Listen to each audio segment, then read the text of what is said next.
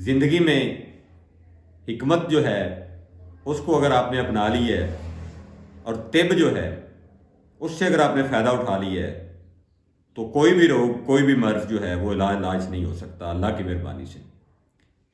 بات یہ ہے کہ طب کو سمجھنے والے، حکمت کو جاننے والے لوگ آج بھی موجود ہیں، لیکن وہ مارکیٹ میں اویلیبل نہیں ہیں۔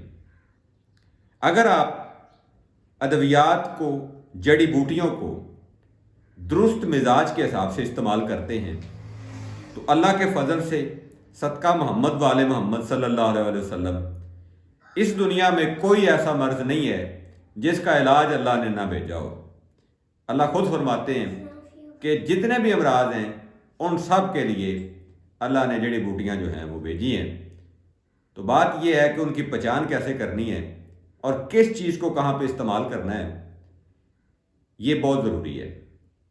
تو طب یونانی میں جو چیزیں تھیں، نظریہ مفرد اعضاء میں جو چیزیں تھیں، اس کے علاوہ آیوش یا آیورویدک میں جو چیزیں تھیں، ہومیوپیتھی میں جو چیزیں تھیں، الحمدللہ وہ ساری کی ساری اسٹڈی کرنے کے بعد، ان سب چیزوں کو کھنگالنے اور جانچنے کے بعد بہت سی ایسے جو راز ہیں وہ افشاں ہوئے ہیں، بہت سے ایسے پردے جو ہیں وہ ہٹ چکے ہیں، اور یہ سارا جو ہے وہ صدقہ محمد والے محمد صلی اللہ علیہ وآلہ وسلم آپ لوگوں کی دعاؤں سے اور اللہ پاک کے فضل سے ہوا ہے۔ چند ایک چیزیں آپ کے سامنے رکھتا ہوں۔ بلغم کا مزاج طب یونانی میں سرد تر لکھا گیا ہے، جبکہ نظریہ مفرد اعضاء میں تر سرد اور تر گرم لکھا گیا ہے۔ حقیقت یہ ہے کہ اگر آپ ارکان کی بات کریں تو آپ کہتے ہیں آگ، پانی، ہوا اور مٹی، تو پانی کا مزاج سرد تر نہیں ہے، تر سرد ہے، لہذا نظریہ مفرد اعضاء کی جو تھیوری ہے وہ یہاں پہ ٹھیک ہے۔ اب آتی ہے بات کہ اس کا علاج کیا کیا جائے۔ اس کے علاج کے لیے آپ کو خشک گرم چیزوں کا استعمال کرنا ہے، نہ کہ گرم خشک چیزوں کا۔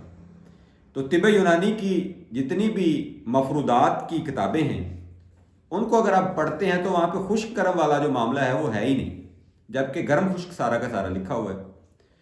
تو وہاں پہ بھی نظریہ مفرد اعضاء ثلاثہ اور نظریہ مفرد اعضاء اربعہ جو ہے وہ ایک کامیاب تھیوری ہے۔ اس کے بعد اگر ہم بات کریں کہ سودا کسے کہتے ہیں، سودا سردی کا نام ہے۔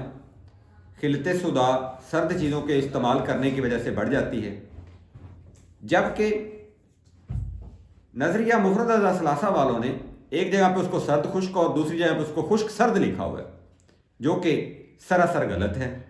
تو لہٰذا آپ کو سوداوی مزاج میں اگر دیکھنا ہے تو وہ یا تو سرد تر ہے یا پھر سرد خشک ہے۔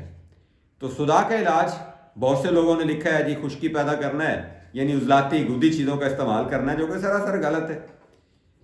میرے بھائی اگر مزاج سرد خشک ہے تو علاج گرم تر ہوگا، اور اگر مزاج سرد تر ہے تو علاج گرم خشک ہوگا۔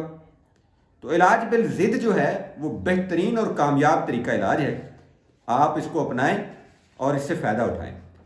تو یہاں پہ 4 چیزیں ذہن میں رکھیں۔ تری کا علاج جو ہے وہ خشکی میں ہے، اور سردی کا علاج جو ہے وہ گرمی میں ہے، خشکی کا علاج تری میں اور گرمی کا علاج جو ہے وہ سردی میں ہے۔ تو لہٰذا صفرا کا علاج بلغم سے نہ کریں بلکہ سودا سے کریں، اور بلغم کا علاج جو ہے وہ سودا سے نہ کریں بلکہ خلط ری سے کریں، یعنی خشکی سے کریں۔ تو انشاءاللہ تمام امراض جو ہیں ان کا کامیاب ترین علاج ہو جائے گا۔ مجھے اپنی دعاؤں میں یاد رکھیں، اور میرے نیکسٹ آنے والے جو ویڈیوز ہیں ان کو بڑا غور سے دیکھیے گا۔